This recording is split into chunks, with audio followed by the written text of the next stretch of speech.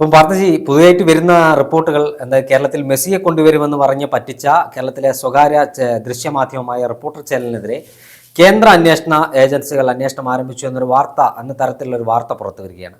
എന്താണ് ഇതിന്റെ വിശദാംശങ്ങൾ? യഥാർത്ഥത്തിൽ റിപ്പോർട്ടർ ചാനലിനെതിരെ എന്ന് നമുക്ക് പറയാൻ പറ്റില്ല. ആൻഡോ അഗസ്റ്റിനെതിരെ, അഗസ്റ്റിൻ സഹോദരന്മാർക്കെതിരെയാണ് ഈ ഇ ഡി അന്വേഷണം വരുന്നത് എന്നാണ് നമുക്ക് മനസ്സിലാവുന്നത്. കാരണം അതിൽ ഈ റിപ്പോർട്ടർ ചാനലും കൂടെ പെട്ടേക്കാം എന്ന കാര്യങ്ങൾ കൂടെ ഉണ്ട്. ഒന്നാമത്തത്, ഈ റിപ്പോർട്ടർ ചാനൽ നിലവിൽ വന്നതിന് ശേഷം അതിന്റെ യഥാർത്ഥ ഉടമസ്ഥാവകാശം ആർക്കാണ് എന്ന തരത്തിൽ വലിയ സംശയങ്ങളുണ്ടായിരുന്നു. അതിന്റെ യഥാർത്ഥ ഉടമസ്ഥൻ ഇപ്പോഴും ആരാണ്? എം വി നികേഷ് കുമാറാണ്. എം വി നികേഷ് കുമാറിന്റെ കമ്പനിക്ക് വേറൊരു മദർ കമ്പനി ഉണ്ടാക്കിയതിനു ശേഷമാണ് ഇവർ എന്ത് ചെയ്തിട്ടുള്ളത്, ഈ പറയുന്ന റിപ്പോർട്ടർ ചാനൽ ബ്രോഡ്കാസ്റ്റ് ലിമിറ്റഡ് എന്ന് പറഞ്ഞിട്ട് പുതിയ രീതിയിൽ അത് പുതിയതായിട്ട് അത് കൊണ്ടുവന്നത്.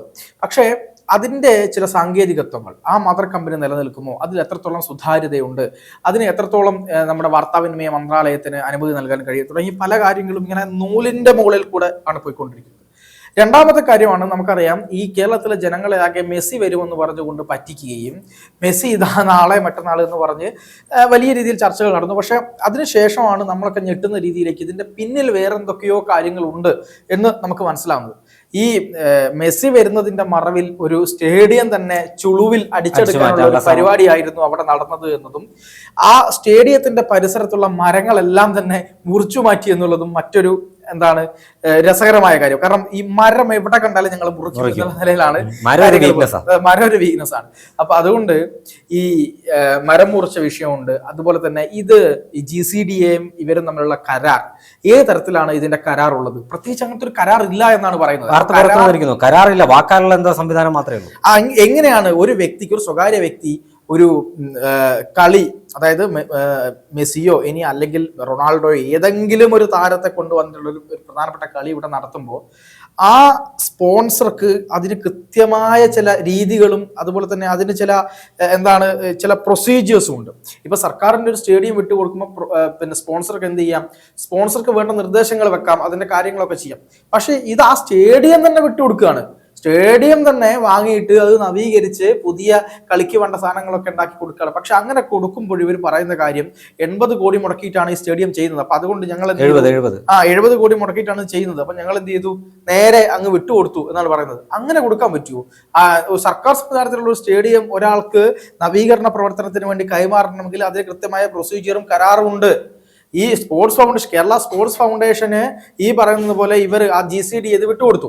ഈ സ്പോർട്സ് ഫൗണ്ടേഷനാണ് ഇത് നടപ്പിലാക്കേണ്ടത്. ആ സ്പോർട്സ് ഫൗണ്ടേഷനും ഇവരും തമ്മിലാണ് കരാർ. GCDA തമ്മിൽ കരാറില്ല. GCDA ആണല്ലോ ഇതിന്റെ ഉടമസ്ഥർ, അല്ലെങ്കിൽ ഇത് നടത്തിക്കൊണ്ടുവന്നത് GCDA അല്ലേ. ആ നിലവിൽ GCDAയും ഈ പറയുന്ന മുതലാളിയും തമ്മിലുള്ള കരാർ കാണുന്നില്ല. അപ്പൊ കരാറില്ല, കരാർ വാക്കിലുണ്ട്, അല്ലെങ്കിൽ ഇതാണ് ആ കരാർ എന്നൊക്കെ പറഞ്ഞ കയ്യൊക്കെ വിരലൊക്കെ കാണിച്ച് കൈരേഖയൊക്കെ കാണിക്കുന്ന അവസ്ഥയാണ് ഇപ്പോൾ ഉള്ളത്. അപ്പൊ ഇതിന്റെ പുറകിൽ വലിയ രീതിയിലുള്ള കള്ളപ്പണ നിക്ഷേപം നടന്നിട്ടുണ്ടോ, കള്ളപ്പണം വെളുപ്പിക്കൽ പരിപാടിയാണോ അവിടെ നടന്നിരിക്കുന്നത് തുടങ്ങിയ വലിയ സംശയങ്ങൾ ഉയരുന്നുണ്ട്. ആ സംശയം ഉയരുന്നതിന്റെ ഒരു രീതിയിലാണ് ഇപ്പോൾ എന്ത് വന്നിരിക്കുന്നത്, കേന്ദ്ര ഏജൻസികളുടെ അന്വേഷണം, പ്രത്യേകിച്ച് EDയുടെ അന്വേഷണം വന്നിരിക്കുന്നത്. പക്ഷെ അത് മാത്രമല്ല, ഞാൻ മനസ്സിലാക്കുന്ന അനുസരിച്ച് രാജീവ് ചന്ദ്രശേഖറിനെതിരായിക്കൊണ്ട് ഒരു വെടി പൊട്ടിച്ചല്ലോ കഴിഞ്ഞ ദിവസം. അപ്പോൾ അത് ഇതുവരെ ED ഒന്നും ഇയാളെ തൊടാതിരുന്നതിന്റെ കാരണം നമുക്ക് കൃത്യമായിട്ട് അറിയാം. പക്ഷെ കളിച്ചത് രാജീവ് ചന്ദ്രശേഖർ ആയതുകൊണ്ടും ED വരുന്ന സമയത്ത് ആൻഡോ അല്ലെങ്കിൽ മുതലാളിമാരുൾപ്പെടെയുള്ള ആളുകൾ അത്ര നല്ല ബാക്ക്ഗ്രൗണ്ട് ഇല്ലാത്ത ആൾക്കാരായതുകൊണ്ടും അല്ല. അതിന്റെ ഒരു രസകരമായ സംഭവമുണ്ട്. അതായത് ഈ വാർത്ത വരെ കൊണ്ടുവരുന്ന ബിഗ് ബ്രേക്കിംഗ്, എക്സ്ക്ലൂസീവ് ബ്രേക്കിംഗ് ഇതാ. ഒരാഴ്ച മുമ്പ് കൈരളി കൊടുത്തിട്ടുണ്ട്. കൈരളി കൊടുത്ത വാർത്ത അതേപോലെ കോപ്പി അടിച്ച് വെച്ചാണ്. അത് വലിയ വാർത്ത ഒന്നും ആയില്ല. കൈരളി വലിയ ആരും ശ്രദ്ധിച്ചില്ല. ഞാൻ ആ സമയത്ത് മനസ്സിലായി കൈരളി ആ വാർത്ത കൊണ്ടുവന്നപ്പോൾ സഖാക്കൾ പോലും കൈരളി കാണാറില്ല എന്നുള്ള എനിക്ക് അന്നാ മനസ്സിലായത്. ഇല്ലെങ്കിൽ അന്ന് CPIയും അന്ന് DYFIയുടെ സംസ്ഥാന സെക്രട്ടറി VK സനോജൊക്കെ പറഞ്ഞു, പിന്നെ രാജീവ് ചന്ദ്രശേഖരനെ അറസ്റ്റ് ചെയ്യണം എന്ന് പറഞ്ഞു.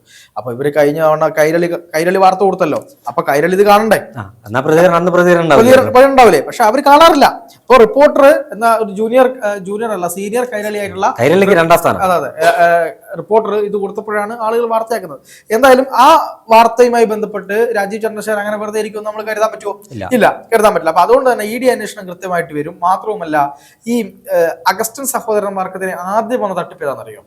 മാംഗോ ഫോൺ തട്ടിപ്പാണ്. മാംഗോ ഫോൺ തട്ടിപ്പ് എന്ന് പറയുന്നത് അത് വളരെ രസകരമായ തട്ടിപ്പാണ്. കാര്യം മാംഗോ ഫോൺ എനിക്ക് തോന്നുന്നു ആ സമയത്ത് നമ്മുടെ സാംസങ് ഒക്കെ വരുന്ന സമയമാണ്.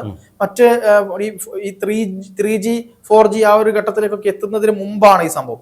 ഇവര് പറയുന്നതെന്ന് വെച്ചാൽ മാംഗോ ഫോൺ കൊടുക്കും. മാംഗോ ഫോണ് ഏകദേശം 15,000 മുതൽ 35,000 രൂപ വില ആ ഒരു റേഞ്ചിനിടയിലുള്ള മാംഗോ ഫോണുകളാണ് കൊടുക്കുക. ഈ കൊറിയൻ സാങ്കേതിക വിദ്യ ഉപയോഗിച്ചുകൊണ്ട് ഇത് കൊടുക്കും. അതായത് ഇന്ത്യയിൽ കൊറിയൻ സാങ്കേതിക വിദ്യ ഉപയോഗിച്ചാണ് ഈ മാംഗോ ഫോൺ തയ്യാറാക്കുന്നത്. 3D ആണ് മാംഗോ ഫോൺ, 3D ആണ് എന്നാണ് ഇവർ പറഞ്ഞിരിക്കുന്നത്. 3D എഫക്റ്റോട് കൂടിയിട്ടുള്ള മാംഗോ ഫോൺ ആണ് കൊണ്ടുവരുന്നതെന്നാണ് പറഞ്ഞത്. അപ്പം ആ സമയത്ത് ഈ മാംഗോ ഫോണിന്റെ കമ്പനിയിൽ തന്നെ ജോലി ചെയ്യുന്ന ഒരു ഉദ്യോഗസ്ഥൻ, ഇതുമായി ബന്ധപ്പെട്ട് അദ്ദേഹം അവിടെ വർക്ക് ചെയ്ത സമയത്ത് അദ്ദേഹത്തിന് മനസ്സിലായി ഇവർ ഈ പറഞ്ഞ കാര്യങ്ങളൊന്നും അല്ല നടപ്പിലാക്കുന്നത്, തട്ടിപ്പാണെന്ന് മനസ്സിലായപ്പോൾ അയാളാണ് അവിടെ നിന്ന് ആദ്യം പോവാൻ ഒരുങ്ങിയതും ഈ കമ്പനി മുതലാളിയോട് കാര്യങ്ങൾ കൃത്യമായി പറയുന്നത്. അപ്പൊ അതിന് അദ്ദേഹത്തെ ഭീഷണിപ്പെടുത്തുകയും മർദ്ദിക്കുകയൊക്കെ ചെയ്തു എന്ന് പറഞ്ഞൊരു കേസ് വന്നു.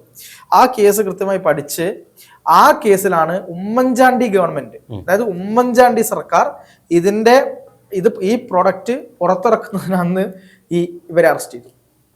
അതായത് മാംഗോ ഫോൺ തട്ടിപ്പിൽ അറസ്റ്റ് ചെയ്തു. അങ്ങനെ തട്ടിപ്പിൽ അറസ്റ്റ് ചെയ്തതിന് ശേഷം പിന്നീട് പിണറായി വിജയൻ സർക്കാർ വന്ന ശേഷം ആ കേസ് മുങ്ങി. പിന്നെ ഇവർ മുട്ടിൽ മരമുറിയായി ബന്ധപ്പെട്ട മുട്ടിലത്തെ മരം മൊത്തം മുറിച്ച് കടത്തി ഇവർ മുങ്ങി. അപ്പോ എന്തായാലും ഇത്തരം കാര്യങ്ങളെല്ലാം തന്നെ ഒരു വിശാലമായ അന്വേഷണത്തിന് ഈട് തയ്യാറെടുക്കുന്നു എന്നുള്ളതാണ് നമ്മളിപ്പോൾ കാണുന്നത്. റിപ്പോർട്ടർ അവരുടെ ചാനലുണ്ടല്ലോ, റിപ്പോർട്ടർ ചാനലുമായി ബന്ധപ്പെട്ട് ഏതെങ്കിലും തരത്തിലുള്ള കാര്യങ്ങൾ നടന്നിട്ടുണ്ടോ? ഈ സ്റ്റേഡിയവുമായി ബന്ധപ്പെട്ട് ഏതെങ്കിലും തരത്തിലുള്ള കള്ളപ്പണം വെളുപ്പിക്കൽ നടന്നിട്ടുണ്ടോ? ഈ മുട്ടിൽ മരമുറി, അതുപോലെ തന്നെ മാംഗോ ഫോൺ തുടങ്ങിയ തട്ടിപ്പുകളുടെ പുറകിൽ എന്തായിരുന്നു കാര്യങ്ങൾ? ഇവർക്ക് എവിടെ നിന്നാണ് ഈ ആക്സസ് അല്ലെങ്കിൽ പണം എവിടെ നിന്നാണ് കിട്ടുന്നത് തുടങ്ങിയ കാര്യത്തിലൊക്കെ കേന്ദ്ര അന്വേഷണ ഏജൻസി വിവരങ്ങൾ ശേഖരിച്ചു തുടങ്ങി. പ്രാഥമിക അന്വേഷണത്തിലേക്ക് കടന്നിട്ടില്ലെങ്കിലും അവർ വിവരങ്ങൾ ശേഖരിച്ചു തുടങ്ങി. ഉടനെ തന്നെ എഫ്ഐആർ ഇട്ട് കഴിഞ്ഞാൽ അറിയാമല്ലോ, അത്ര നല്ല ആളുകളല്ലല്ലോ, മുട്ട് വീഴുന്നുള്ള കാര്യം ഉറപ്പാണ്. എനിക്ക് തോന്നുന്നില്ല രാജീവ് ചന്ദ്രശേഖർ നല്ല കലിപ്പിലാണ്, അതുകൊണ്ട് അഡ്ജസ്റ്റ്മെന്റ് പൊളിറ്റിക്സ് ഒന്നും നടക്കുമെന്ന് എനിക്ക് തോന്നുന്നില്ല. അപ്പൊ എന്തായാലും മുതലാളിക്ക് വലിയ കഷ്ടകാലമാണ് നിലവിലുള്ളത് എന്ന കാര്യത്തിൽ യാതൊരു സംശയവുമില്ല. എന്തായാലും ഈ പലനാൾ കള്ളൻ ഒരു നാൾ പിടിയിൽ എന്ന രീതിയിലേക്കാണ് ഇപ്പൊ കാര്യങ്ങൾ പോകുന്നത്, അല്ലെ? മുട്ടിൽ മരമുറി കേസുമായി ബന്ധപ്പെട്ട് സംസ്ഥാന സർക്കാർ ഒരു കാര്യക്ഷമമായ അന്വേഷണം നടത്തുകയും അനുബന്ധമായ കുറ്റപത്രം സമർപ്പിക്കാൻ തയ്യാറായിരുന്നെങ്കിലും ചെയ്താൽ ഇവർ പലരും ജയിലിൽ കിടക്കുകയായിരുന്നു. അതിന് സംസ്ഥാന സർക്കാർ തയ്യാറായില്ല. അതിന്റെ പ്രത്യുപകാരമായിട്ടാണ് കൈരളിയേക്കാൾ CPM-നെയും സംസ്ഥാന സർക്കാരിനെയും വെളുപ്പിക്കാൻ ഇവർ മുന്നിൽ നിൽക്കുക, റിപ്പോർട്ടർ ചാനൽ മുന്നിൽ നിൽക്കുന്നത്. അത് മാത്രമല്ല, മാധ്യമപ്രവർത്തനത്തിൻ്റെ ഒരു ധാർമ്മികതയും അല്ലെങ്കിൽ മാധ്യമപ്രവർത്തനത്തിൻ്റെ ഒരു മൂല്യവും എല്ലാം ഇവർ നഷ്ടപ്പെടുത്തി കഴിഞ്ഞു. ഇവർക്ക് താല്പര്യമുള്ള ആളുകളെ പ്രൊമോട്ട് ചെയ്യുന്നതിന് അത് ചെയ്തോട്ടെ, കുഴപ്പമില്ല. പക്ഷെ ഇവർക്ക് താല്പര്യമില്ലാത്ത ആളുകളെ തീവ്രവാദികളാക്കി മുദ്രകുത്തിയും ഇവർക്ക് താല്പര്യമില്ലാത്ത ആളുകൾക്കെതിരെ കള്ളവാർത്ത നൽകിയും കേരളത്തിൻ്റെ ഒരു മാധ്യമപ്രവർത്തന പാരമ്പര്യത്തിൽ തന്നെയാണ് ഈ ചാനൽ മുതലാളിയുടെ നേതൃത്വത്തിൽ ഇത് നശിപ്പിച്ചുകൊണ്ടിരിക്കുന്നത്. ഏറ്റവും സങ്കടകരമായ ഒരു കാര്യം, കേരളത്തിലെ അറിയപ്പെടുന്ന മാധ്യമപ്രവർത്തകരായ ചില ആളുകൾ ആ സ്ഥാപനത്തിൽ വർക്ക് ചെയ്യുന്നുണ്ട്, ആ സ്ഥാപനത്തിൽ ജോലി ചെയ്യുന്നുണ്ടെന്നാണ്.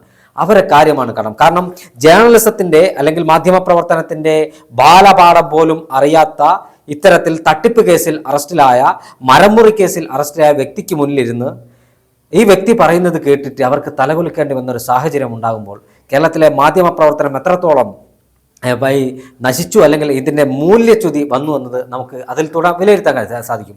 എന്തായാലും അല്ലെങ്കിലും ഈ പറയുന്ന മുതലാളിക്കെതിരെ മറ്റൊരു ചാനലിരുന്ന് ഘോരഘോരം പ്രസംഗിച്ച ആളുകളാണ് ഇപ്പോ വന്ന് ന്യായീകരിക്കുന്നത്. നിലപാടുകളുടെ രാജകുമാരന്മാരൊക്കെ പണത്തിന് മേലെ പരുന്നും പറക്കില്ല എന്ന ചൊല്ല് ഇത് അനർത്ഥമാക്കുന്നത് തന്നെയാണ് നമുക്ക് അവിടെ നിന്ന് കാണാൻ കഴിയുന്നത്. എന്തായാലും ഈ എൻഫോഴ്സ്മെന്റ് ഡയറക്ടറേറ്റ് അന്വേഷണം വരുന്നുവെന്നാണ് ഡൽഹി രാഷ്ട്രീയം അല്ലെങ്കിൽ ഈ കേന്ദ്ര ഏജൻസികളുമായി ബന്ധപ്പെട്ട് ഏറ്റവും കൂടുതൽ റിസർച്ച് നടത്തുന്ന വ്യക്തി എന്ന രൂപത്തിൽ താങ്കൾക്ക് കിട്ടിയ വിവരം. എന്തായാലും ആ വാർത്ത പുറത്ത് വരുന്നേ ഉള്ളൂ. ഈ എൻഫോഴ്സ്മെന്റ് ഡയറക്ടറേറ്റ് കൃത്യമായ രൂപത്തിൽ അന്വേഷണം നടത്താൽ വരാനിരിക്കുന്ന ദിവസങ്ങളിൽ പല തട്ടിപ്പ് കേസുകൾ പുതുതായി കേരളത്തിൽ രജിസ്റ്റർ ചെയ്യപ്പെടും. മുൻകാല തട്ടിപ്പുകളുടെ ചരിത്രം ഇഴകേറി പരിശോധിക്കുമെന്ന കാര്യത്തിൽ ഒരു തർക്കവുമില്ല. അങ്ങനെ ആവുമ്പോൾ മുതലാളിയുടെ മുന്നോട്ടുള്ള പോക്ക് അത്ര സുഖകരമായിരിക്കില്ല എന്ന കാര്യത്തിൽ തർക്കമില്ല. തീർച്ചയായിട്ടും.